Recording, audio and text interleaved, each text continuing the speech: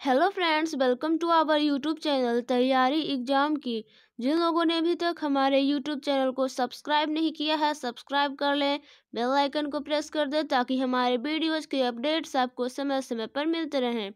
Okay, तो जैसा कि आप लोगों का हाई डिमांड था कि सोशल साइंस का सारा सब्जेक्ट का क्वेश्चन आंसर सॉल्व करवा दीजिए, ठीक है। तो मैं सॉल्व करवा रही हूँ। सभी सब्जेक्ट का तैयार हो चुका है। Economics, civics, disaster management, geography, history, सारे सब्जेक्ट का तैयार हो चुका है, ठीक है। पहले इकोनॉमिक्स का पूरा करवा दूंगी, फिर और अन्य सब्जेक्ट का हो जाएगा। तो आइए वीडियो को स्टार्ट करते हैं। देखिए यहाँ पे चैप्टर 1 है, ये इकोनॉमिक्स का है, ओके, अर्थशास्त्र का है। ये क्वेश्चन नंबर पहला है इस चैप्टर का। पाठ 1 है। देखिए इकाई 1 दिया हुआ है, अर्थव्यवस्था एवं इसके विकास का इतिहास। डायरेक्ट यहाँ पे आपको फेयर किया हुआ मिल रहा है। ओके फ्रेंड्स, तो आइए देखते हैं। प्रश्नावली, वस्तुनिष्ठ प्रश्न, ऑब्जेक्टिव टाइप क्वेश्चन। देखिए इसका पहला है आपका, यहाँ पे इसका पहला है सही विकल्प चुने। यहाँ पे दिया हुआ है पहला नंबर क्वेश्चन, निम्न को प्राथमिक क्षेत्र कहा जाता है।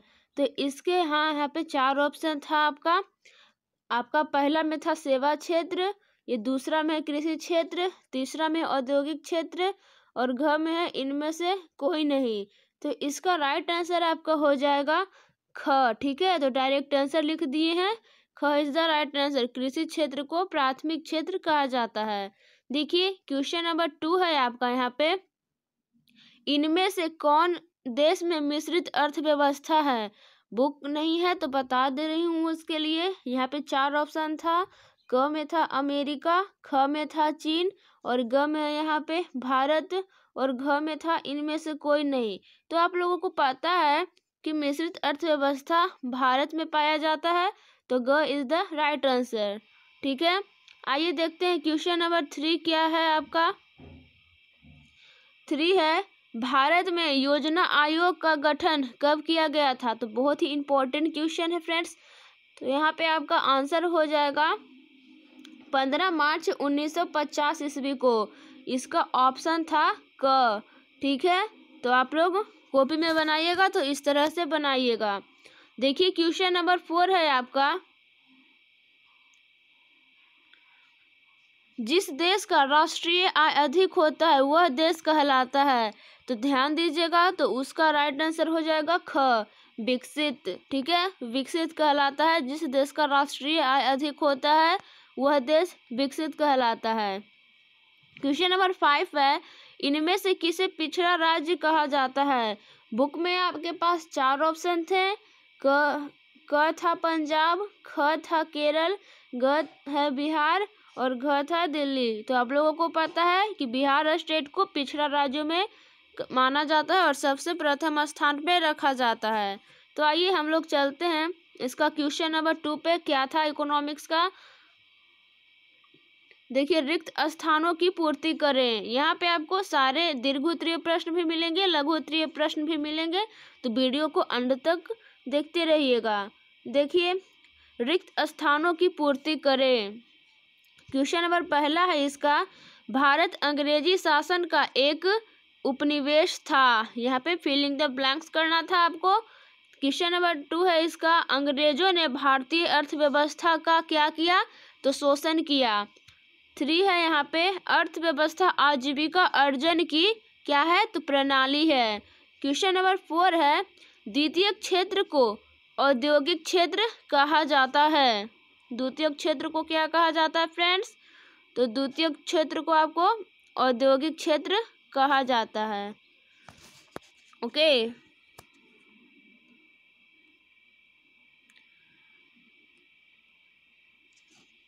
आइए देखते हैं अब क्वेश्चन नंबर 5 क्या पूछा गया था।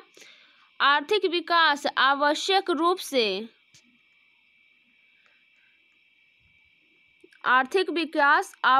रूप से परिवर्तन की एक प्रक्रिया है, ओके। फिर देखिए क्वेश्चन नंबर यहाँ पे 6 है आपका, भारत में आर्थिक विकास का श्रेय नियोजन को दिया गया है। ठीक है, भारत में आर्थिक विकास का श्रेय नियोजन को दिया गया है, दिया जा सकता है। फिर देखिए इसका क्वेश्चन नंबर 7 है आपके पास,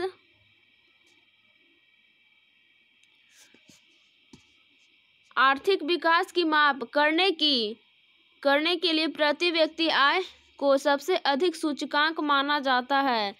क्वेश्चन नंबर 8 है यहाँ पे, साधनों के मामले में धनी होते हुए भी बिहार की स्थिति क्या है, तो दयनीय है। 9 है, बिहार में कृषि ही जीवन का आधार है। 10 है आपका, बिहार के विकास में रिक्त स्थान की जगह पे क्या होगा, बाढ़ एक बहुत बड़ा बाधक है।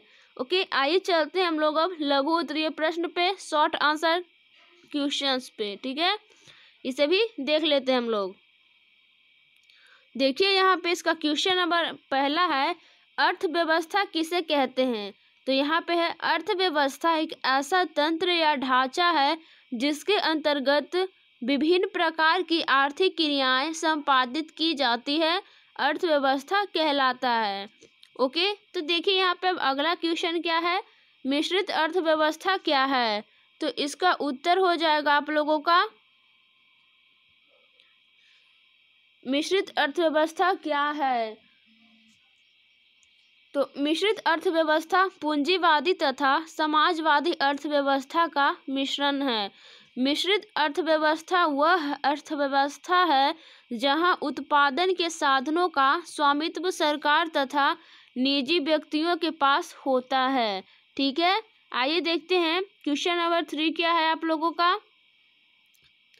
3 है आपका, सतत विकास क्या है, सतत विकास क्या है, तो इसका उत्तर हो जाएगा, सतत विकास एक शाब्दिक अर्थ है, ऐसा विकास जो जारी रह सके, टिकाऊ बना रह सके। सतत विकास में न केवल वर्तमान पीढ़ी बल्कि भावी पीढ़ी के विकास को भी ध्यान में रखा जा सकता है। यहाँ पे भावी पीढ़ी कहने का अभिप्राय है आने वाली पीढ़ी या आगे की पीढ़ी। ओके, चलते हैं हम लोग क्वेश्चन नंबर 4 पे, क्या है लघु उत्तरीय प्रश्न का। 4 है, आर्थिक नियोजन क्या है, तो इसका उत्तर हो जाएगा, आर्थिक नियोजन का अर्थ एक समयबद्ध कार्यक्रम के अंतर्गत पूर्व निर्धारित सामाजिक एवं आर्थिक उद्देश्यों की प्राप्ति के लिए अर्थव्यवस्था में उपलब्ध संसाधनों का नियोजित समन्वय एवं उपयोग करना है। ओके, चलते हैं क्वेश्चन नंबर 5 पे, क्या पूछा गया था। क्वेश्चन नंबर 5 है, मानव विकास रिपोर्ट ह्यूमन डेवलपमेंट रिपोर्ट क्या है, तो इसका उत्तर हो जाएगा, मानव विकास रिपोर्ट ह्यूमन डेवलपमेंट रिपोर्ट में प्रस्तावित किया गया था UNDP, इसे इंग्लिश में शॉर्ट में UNDP लिखते हैं, द्वारा प्रकाशित मानव विकास रिपोर्ट HDR विभिन्न देशों की तुलना लोगों के शैक्षणिक स्तर, उनकी स्वास्थ्य स्थिति और प्रति व्यक्ति, यहाँ पे ऊपर लिखे हैं आय के, फिर उसके बाद है आधार पर करती है। ओके फ्रेंड्स, आइए देखते हैं क्वेश्चन नंबर 6 क्या पूछा है यहाँ पे। 6 है, आधारिक संरचना इंफ्रास्ट्रक्चर पर प्रकाश डालें, तो इसका उत्तर हो जाएगा, आधारिक संरचना का मतलब उन सुविधाओं तथा सेवाओं से है जो देश के आर्थिक विकास के लिए सहायक होते हैं। वे सभी तत्व जैसे बिजली, परिवहन, संचार, बैंकिंग, स्कूल, कॉलेज, अस्पताल आदि देश के आर्थिक विकास के आधार हैं।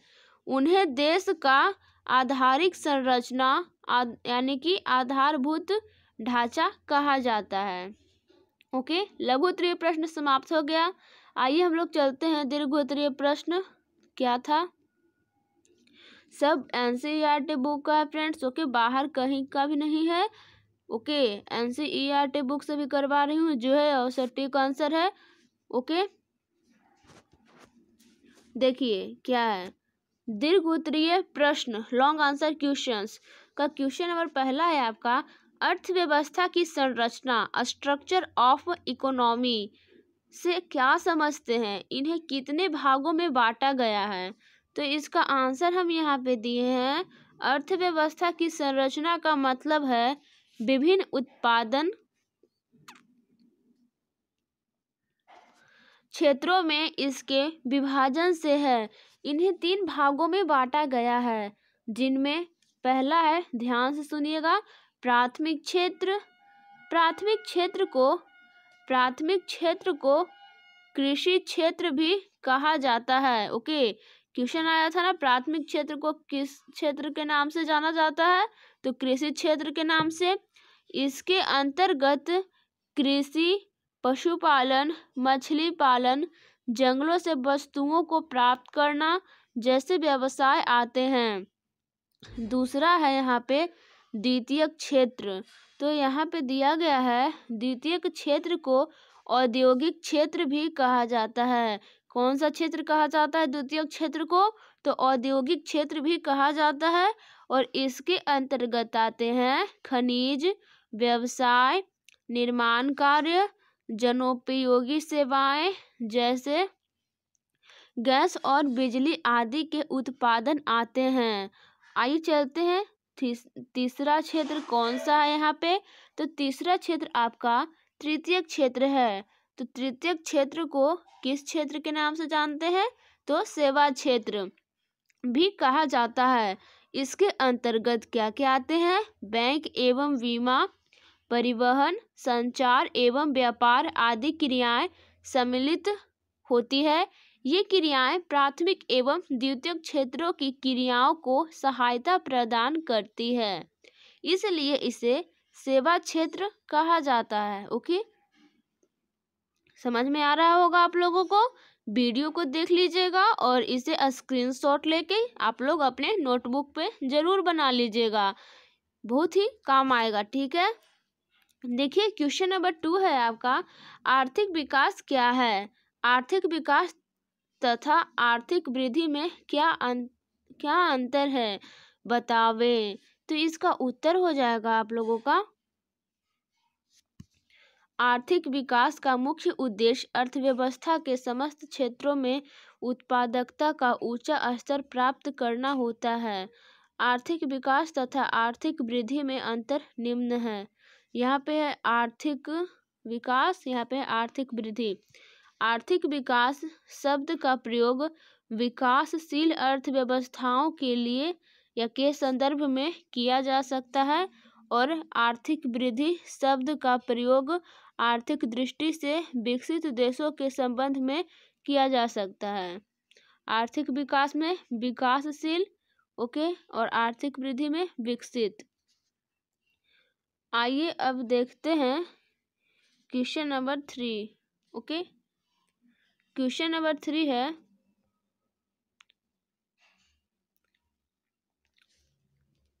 थोड़ा सा मिट गया है, ये क्वेश्चन नंबर 3 है। ओके,